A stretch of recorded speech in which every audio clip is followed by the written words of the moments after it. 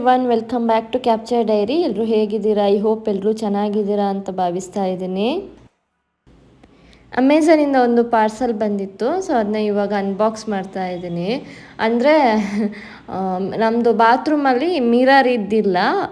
ನಾವು actually hooks ಈ ಥರ ಹಾಕಿಬಿಟ್ಟು ಏನಾದರೂ ಮಿರರ್ ಇಡಬೇಕಿತ್ತು. ಬಟ್ ಏನಾಗುತ್ತೆ ಅಂದರೆ ನಾವು ಮಿರರ್ ತೊಗೊಂಬಿಟ್ರೆ ಅದು ಗ್ಲಾಸ್ ಇರುತ್ತಲ್ಲ, ಸೊ ಈ ಹುಕ್ಸಿಂದ ಯಾವತ್ತಾದರೂ ಬೀಳುತ್ತೆ. ಅದು ಬಿದ್ದರೆ ಏನಾದರೂ ಪುಡಿ ಆದರೆ ಮಕ್ಕಳು ಹೋಗ್ತಾ ಬರ್ತಾ ಇರ್ತಾರಲ್ವ, ಸೊ ಅವ್ರ ಕಾಲಿಗೆಲ್ಲ ನೋವಾಗುತ್ತೆ ಅಂತ ನನಗೆ ಅದಷ್ಟೊಂದು ಮನಸ್ಸಿರಲಿಲ್ಲ ತಗೊಳ್ಳೋದಕ್ಕೆ.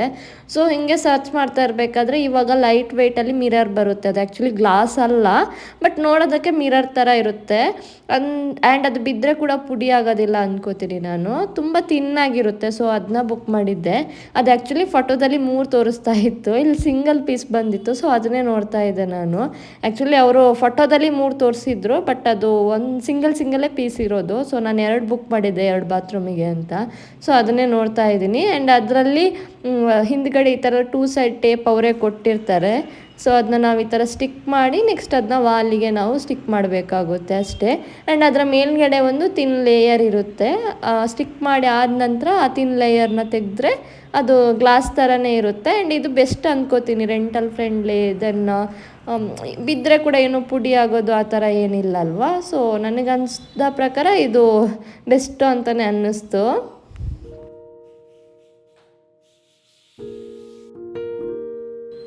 ನೆಕ್ಸ್ಟ್ ಈವ್ನಿಂಗಿಗೆ ಕುಕ್ಕಿಂಗ್ ಆಗಬೇಕಿತ್ತು, ಸೊ ಅದೇ ಪ್ರಿಪ್ರೇಷನ್ ಮಾಡ್ತಾ ಇದ್ದೀನಿ.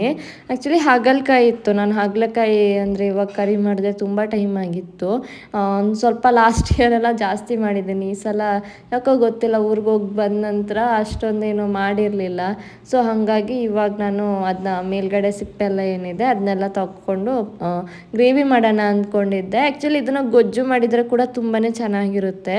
ಬಟ್ ಏನಂದರೆ ನನಗೆ ಇವತ್ತು ಟೈಮ್ ಇದ್ದಿಲ್ಲ, ಸೊ ಗೊಜ್ಜು ಮಾಡಿದರೆ ಇನ್ನೊಂದು ಸಾಂಬಾರು ಬೇರೆ ಸಪ್ರೇಟಾಗಿ ಮಾಡಬೇಕಾಗುತ್ತೆ ಅಂತ ಹೇಳಿ ಇದನ್ನೇ ಗ್ರೇವಿ ಥರ ಮಾಡ್ಕೊಂಡಿದ್ದೀನಿ.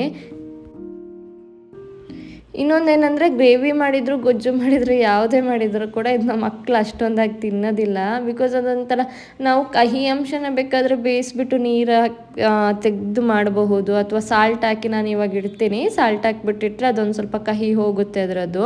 ಸೊ ಆ ಥರ ಎಲ್ಲ ಮಾಡಿಟ್ರೆ ಒಂದು ಸ್ವಲ್ಪ ಕಹಿ ಹೋಗುತ್ತೆ. ಬಟ್ ಸ್ಟಿಲ್ ಅದೊಂಥರ ಅದರದ್ದು ನ್ಯಾಚುರಲಾಗಿ ಅದೊಂಥರ ಫ್ಲೇವರ್ ಇರುತ್ತಲ್ಲ, ಸೊ ಹಾಗಾಗಿ ಮಕ್ಕಳು ಅಷ್ಟೊಂದು ತಿನ್ನೋದಕ್ಕೆ ಇಷ್ಟಪಡೋದಿಲ್ಲ. ಆ್ಯಂಡ್ ಇದರಲ್ಲಿ ಚಿಪ್ಸ್ ಕೂಡ ಮಾಡೋದಕ್ಕಾಗುತ್ತೆ. ಸೊ ಒಂದು ಸಲ ಟ್ರೈ ಮಾಡಿ ನೋಡಬೇಕು, ಚಿಪ್ಸ್ ಮಾಡಿದರೆ ಮಕ್ಕಳು ತಿಂತಾರ ಅಂತ. ಯಾಕಂದರೆ ನಾನು ಇಷ್ಟು ತನಕ ಚಿಪ್ಸ್ ಮಾಡಿ ಕೊಟ್ಟಿಲ್ಲ ಮಕ್ಕಳಿಗೆ. ಸೊ ಇವಾಗ ಅದನ್ನು ಗ್ರೇವಿ ಮಾಡೋಣ ಅಂತ ಎಲ್ಲ ಚಿಕ್ಕದಾಗಿ ಕಟ್ ಮಾಡ್ಕೊತಾ ಇದ್ದೀನಿ.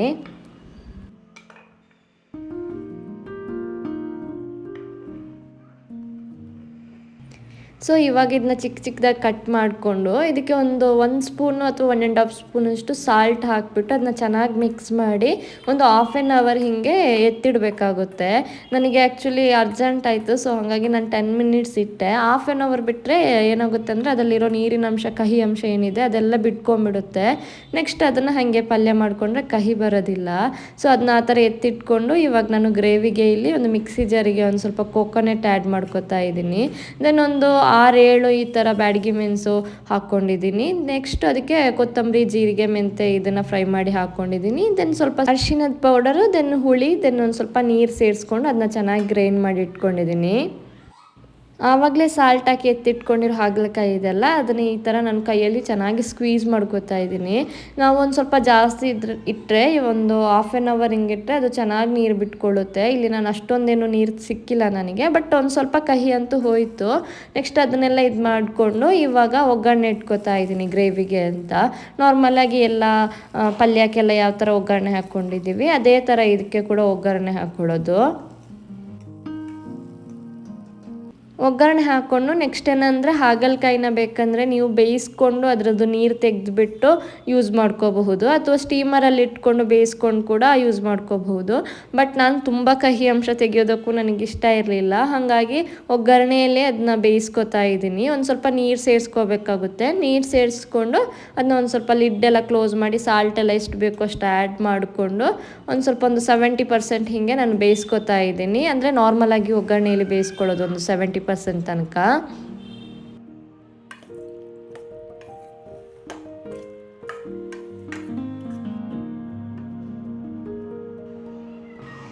ನೆಕ್ಸ್ಟ್ ಅದೊಂದು ಸ್ವಲ್ಪ ಬೆಂದ ನಂತರ ಅದಕ್ಕೆ ಆಲ್ರೆಡಿ ನಾವು ಪೇಸ್ಟ್ ಮಾಡಿ ಇಟ್ಕೊಂಡಿದ್ವಲ್ಲ ಅದನ್ನು ಸೇರಿಸ್ಕೊಂಡು ಆ ಪೇಸ್ಟನ್ನು ಚೆನ್ನಾಗಿ ಮಿಕ್ಸ್ ಮಾಡಿಕೊಂಡು ನೆಕ್ಸ್ಟ್ ವಾಪಸ್ ಸಾಲ್ಟ್ ಎಲ್ಲ ಬೇಕಂದರೆ ಆ್ಯಡ್ ಮಾಡ್ಕೋಬಹುದು. ನೆಕ್ಸ್ಟ್ ಅದನ್ನು 70% ಅವಾಗ ಬೇಯಿಸ್ಕೊಂಡಿದ್ವಲ್ಲ, ಇವಾಗ ಕರೆಕ್ಟಾಗಿ ಇವಾಗ ಮಸಾಲೆಯಲ್ಲಿ ಅದನ್ನ ಬೇಯೋದಕ್ಕೆ ಬಿಡಬೇಕು. ಆ್ಯಂಡ್ ಈ ಮಸಾಲೆಯಲ್ಲಿ ಒಂದು ಸ್ವಲ್ಪ ಅದು ಕುದಿ ಬರ್ತಾ ಇರಬೇಕಾದ್ರೆ ಬೆಲ್ಲ ಕೂಡ ಈ ಸ್ಟೇಜಲ್ಲಿ ಆ್ಯಡ್ ಮಾಡ್ಕೋಬಹುದು. ಯಾಕಂದರೆ ಅದು ಚೆನ್ನಾಗಿ ಪೀಸ್ ಕೂಡ ಬೆಲ್ಲನ ಅಬ್ಸರ್ವ್ ಮಾಡ್ಕೊಳ್ಳುತ್ತೆ. ಸೊ ಕಹಿ ಒಂದು ಸ್ವಲ್ಪ ಜಾಸ್ತಿನೇ ಕಮ್ಮಿ ಆಗುತ್ತೆ ನಮಗೆ. ಆ್ಯಂಡ್ ಬೆಲ್ಲ ನಿಮಗೆ ಎಷ್ಟು ಸ್ವೀಟ್ ಬೇಕು ಅಷ್ಟು ಆ್ಯಡ್ ಮಾಡ್ಕೋಬಹುದು. ಕೆಲವರಿಗೆ ತುಂಬ ಸ್ವೀಟ್ ಇಷ್ಟ ಆಗುತ್ತೆ, ಇನ್ನು ಕೆಲವರಿಗೆ ಹಾಗಲಕಾಯಿ ಹಾಗೇ ಒಂದು ಸ್ವಲ್ಪ ಕಹಿ ಇದ್ರೇ ಇಷ್ಟ ಆಗುತ್ತೆ.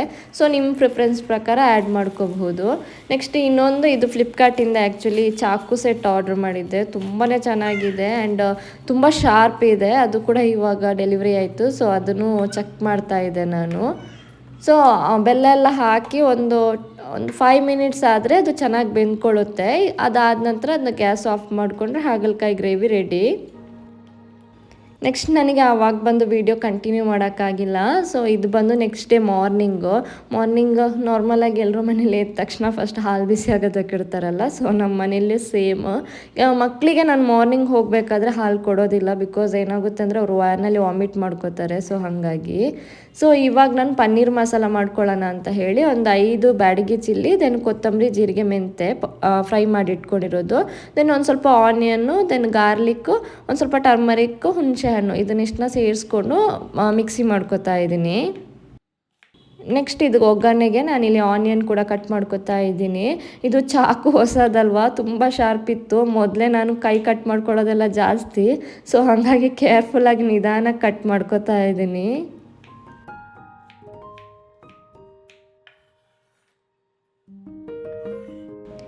ಸೊ ಇವಾಗ ಪನ್ನೀರ್ ತಗೊಂಡು ಇದರಲ್ಲೊಂದು ಸ್ವಲ್ಪ ಪೀಸ್ ನಾನು ಈ ಥರ ಕಟ್ ಮಾಡಿ ಎತ್ತಿಟ್ಕೋತಾ ಇದ್ದೀನಿ. ಬಿಕಾಸ್ ಮಕ್ಕಳಿಗೆ ಪನ್ನೀರ್ ಸ್ಟಫ್ಡ್ ಪರಾಟ ಮಾಡೋಣ ಅಂತ ತೆಗೆದಿಡ್ತಾ ಇದ್ದೀನಿ. ಮಿಕ್ಕಿದ್ನೆಲ್ಲ ನಾನು ಒಂದು ಸ್ವಲ್ಪ ಕಟ್ ಮಾಡಿಕೊಂಡು ಚಿಕ್ಕ ಚಿಕ್ಕ ಪೀಸಾಗಿ ಕಟ್ ಮಾಡ್ಕೋತಾ ಇದ್ದೀನಿ. ಬಿಕಾಸ್ ನನಗೆ ಪನ್ನೀರ್ ಗ್ರೇವಿಯಲ್ಲಿ ತುಂಬ ದೊಡ್ಡ ದೊಡ್ಡ ಪೀಸ್ ಇದ್ರೆ ಅಷ್ಟು ಇಷ್ಟ ಆಗೋದಿಲ್ಲ. ಸೊ ಹಾಗಾಗಿ ಚಿಕ್ಕ ಚಿಕ್ಕ ಪೀಸ್ ಕಟ್ ಮಾಡ್ಕೋತಾ ಇದ್ದೀನಿ. ಬಿಕಾಸ್ ಮಾರ್ನಿಂಗ್ ಮಕ್ಕಳಿಗೆ ಬ್ರೇಕ್ಫಾಸ್ಟ್ ಆ್ಯಂಡ್ ಬಾಕ್ಸ್ ಕೂಡ ರೆಡಿ ಆಗಬೇಕಲ್ಲ. ಸೊ ಸ್ಟಫ್ಡ್ ಪರಾಟ ಮಾಡಿದರೆ ಅವ್ರಿಗೆ ತುಂಬ ಇಷ್ಟ ಆಗುತ್ತೆ. ಸೊ ಅವರಿಗೆ ಸಪ್ರೇಟಾಗಿ ಸ್ಟಫ್ಡ್ ಮಾಡ್ತಾ ಇದ್ದೀನಿ. ನಮಗೆಲ್ಲ ಪನ್ನೀರ್ ಗ್ರೇವಿ ಮತ್ತು ಚಪಾತಿ ಮಾಡ್ಕೋತಾ ಇದ್ದೀನಿ. ಸೊ ಇವಾಗ ಪನ್ನೀರ್ ಗ್ರೇವಿಗೆ ನಾನು ಇಲ್ಲಿ ಒಗ್ಗರಣೆ ಇಟ್ಕೋತಾ ಇದ್ದೀನಿ. ಇದಕ್ಕೂ ಹಾಗೇ ಸಾಸಿವೆ, ದೆನ್ ಒಂದು ಸ್ವಲ್ಪ ಜೀರಿಗೆ, ಕರಿಬೇವು, ದೆನ್ ಆನಿಯನು, ಇದನ್ನೆಲ್ಲ ಸೇರಿಸ್ಕೊಂಡು ಚೆನ್ನಾಗಿ ಫ್ರೈ ಮಾಡ್ಕೋತಾ ಇದ್ದೀನಿ.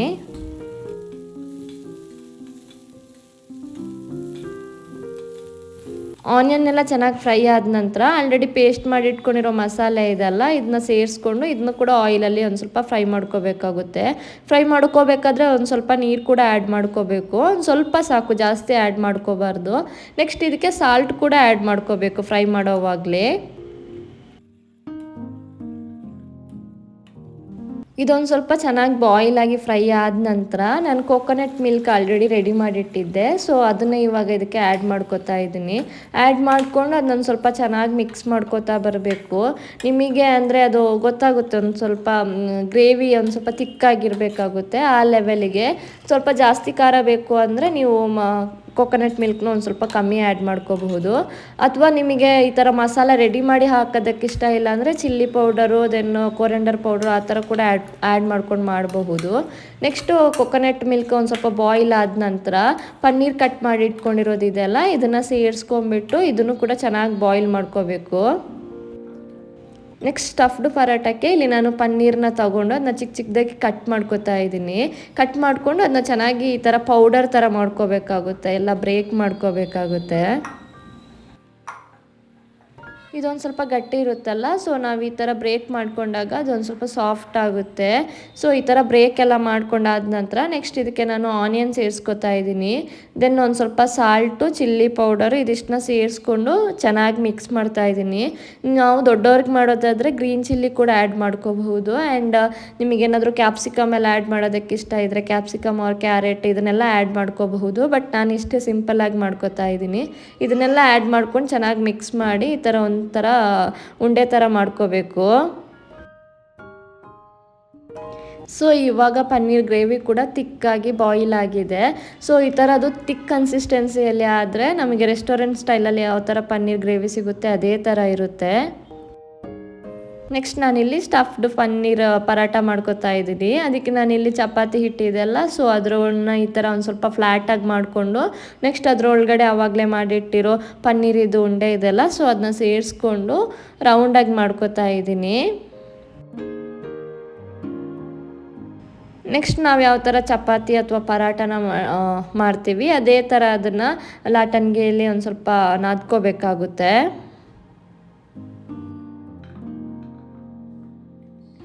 ನೀವೆಲ್ಲಾದರೂ ಅದು ಆಲ್ರೆಡಿ ನಾನು ಪನ್ನೀರಿದು ಉಂಡೆ ಮಾಡಿದ್ದೆ ಅಲ್ವಾ, ಸೊ ಅದಕ್ಕೆ ಏನಾದರೂ ಕ್ಯಾರೆಟ್ ಹಾಕೋದಿದ್ರೆ ನೀವು ಕ್ಯಾರೆಟ್ನ ತುರಿದು ಹಾಕೋಬೇಕಾಗುತ್ತೆ. ಇಲ್ಲಾಂದರೆ ಈ ಥರ ಅದನ್ನು ಲಾಟನಿಗೆಯಲ್ಲಿ ನಮಗೆ ನಾದಕ್ಕೆ ಒಂದು ಸ್ವಲ್ಪ ಕಷ್ಟ ಆಗುತ್ತೆ. ಈವನ್ ಕ್ಯಾಪ್ಸಿಕಮ್ ಹಾಕೋದಿದ್ರು ಅದನ್ನ ಚಿಕ್ಕ ಚಿಕ್ಕ ಪೀಸಾಗಿ ಕಟ್ ಮಾಡ್ಕೋಬೇಕಾಗುತ್ತೆ. ಇಲ್ಲಾಂದರೆ ಇಷ್ಟು ಈಸಿಯಾಗಿ ಅದು ಮಾಡೋದಕ್ಕಾಗಲ್ಲ, ಒಂದು ಸ್ವಲ್ಪ ಕಷ್ಟ ಆಗುತ್ತೆ.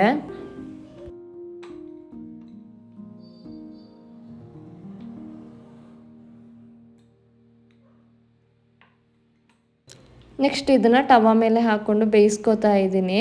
ಇದಕ್ಕೆ ಒಂದು ಸ್ವಲ್ಪ ಆಯಿಲ್ ಕೂಡ ಹಾಕ್ಕೋಬೇಕಾಗುತ್ತೆ. ನಮ್ಮ ಚಪಾತಿ ಥರ ಹಾಗೆ ಮಾಡಿದರೆ ಅಷ್ಟು ಚೆನ್ನಾಗಿ ಬರೋದಿಲ್ಲ, ಸೊ ಆಯಿಲ್ ಹಾಕಿದರೆ ಒಂದು ಸ್ವಲ್ಪ ಚೆನ್ನಾಗಿರುತ್ತೆ. ಸೊ ಎರಡು ಸೈಡು ಒಂದು ಸ್ವಲ್ಪ ಇದು ಬೇಯೋದಕ್ಕೆ ಒಂದು ಸ್ವಲ್ಪ ನಮ್ಮ ಚಪಾತಿಗಿಂತ ಜಾಸ್ತಿ ಟೈಮ್ ತೊಗೊಳುತ್ತೆ. ಚೆನ್ನಾಗಿ ಬೇಯಿಸ್ಕೊಂಡ್ರೆ ಪರೋಟ ಚೆನ್ನಾಗಿರುತ್ತೆ. ಮಕ್ಕಳಿಗೂ ಅಷ್ಟೇ ನಮಗೂ ಅಷ್ಟೇ ಎಲ್ರಿಗೂ ಇದು ತುಂಬ ಇಷ್ಟ ಆಗುತ್ತೆ. ನೆಕ್ಸ್ಟ್ ಊರಿಂದ ಕೋಕೋನಟ್ ಕೊಟ್ಟು ಕಳಿಸಿದ್ರು. ಆ್ಯಕ್ಚುಲಿ ತುಂಬ ಕೊಟ್ಟು ಕಳಿಸಿದ್ರು. ಅದನ್ನು ಹಾಗೆ ಇಟ್ಕೊಂಡ್ರೆ ಅದೇನಾಗುತ್ತೆ ಅಂದರೆ ಒಂದು ಸ್ವಲ್ಪ ನೀರೆಲ್ಲ ಕಮ್ಮಿ ಆಗಿಬಿಡುತ್ತೆ. ನೆಕ್ಸ್ಟ್ ಅದು ಹಾಳಾಗುತ್ತೆ. ಸೊ ಅದಕ್ಕೆಲ್ಲ ಫ್ರಿಜ್ಜಲ್ಲಿ ಸ್ಟೋರ್ ಮಾಡ್ತಾ ಇದ್ದೀನಿ. ಇವಾಗ ಕೆಳಗಿನ ಬಾಸ್ಕೆಟ್ ಏನು ವೆಜಿಟೇಬಲ್ ಎಲ್ಲ ಇಟ್ಟಿದ್ದೆ ಅದನ್ನೆಲ್ಲ ತೆಗೆದುಬಿಟ್ಟು ಕೋಕೋನಟ್ ಇಟ್ಕೊತಾ ಇದ್ದೀನಿ. ಈ ಥರ ಇಟ್ಟರೆ ಒಂದು ಸ್ವಲ್ಪ ಟೈಮ್ ಬರುತ್ತೆ. ಸ್ಟಿಲ್ ಒಂದು ಸ್ವಲ್ಪ ಕೋಕೋನಟ್ ಹಾಗೆ ಉಳಿತು, ಅದನ್ನು ಅದೇ ಥರ ಇಟ್ಕೊಂಡಿದ್ದೀನಿ.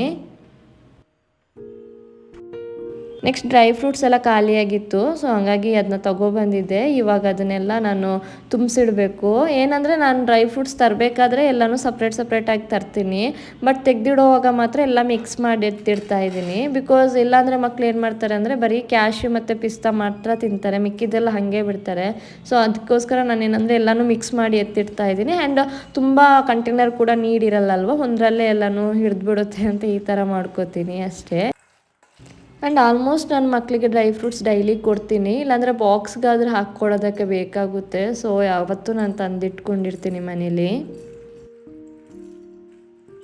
ಸೊ ಇದಿಷ್ಟು ಇವತ್ತಿನ ಲಾಗ್. ಐ ಹೋಪ್ ನಿಮ್ಮೆಲ್ರಿಗೂ ಇಷ್ಟ ಆಗಿದೆ ಅಂತ ಅಂದ್ಕೊಂಡಿದ್ದೀನಿ. ಇಷ್ಟ ಆದರೆ ಪ್ಲೀಸ್ ಚಾನಲ್ನ ಸಬ್ಸ್ಕ್ರೈಬ್ ಮಾಡೋದನ್ನ ಮರಿಬೇಡಿ. ಆ್ಯಂಡ್ ನಿಮ್ಮ ಫ್ರೆಂಡ್ಸ್ ಆ್ಯಂಡ್ ಫ್ಯಾಮಿಲಿ ಜೊತೆ ಶೇರ್ ಮಾಡಿ ಅಂತ ಹೇಳ್ತಾ see you soon with another video. Bye.